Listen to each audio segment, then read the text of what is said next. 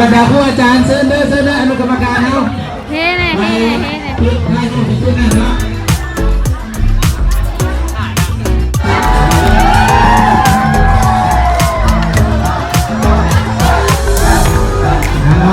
ดูมา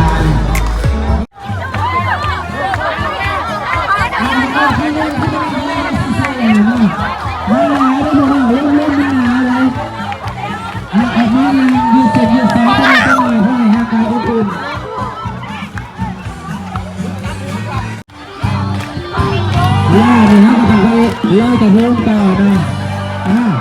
เล่าสารทิศชีวิตมาพยาบาลตอนเดียว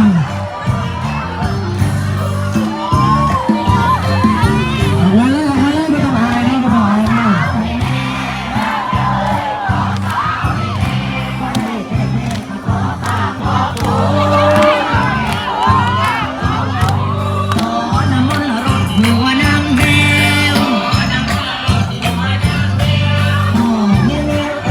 โอ้กรรมการที่จะให้ย่อยมี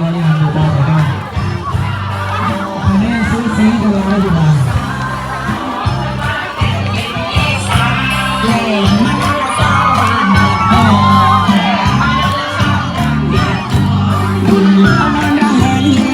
โอ้น้ำผ้าเดียวขนาดหน่วยงานไหนหน่อยอาจารย์ต้นใจเป็นผ้าหน่อย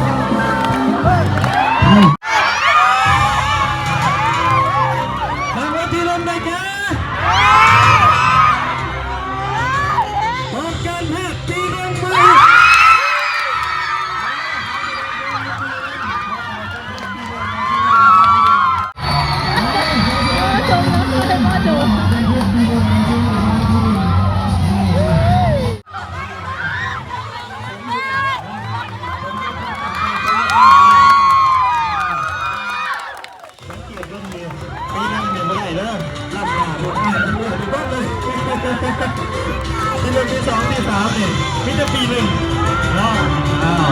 ะ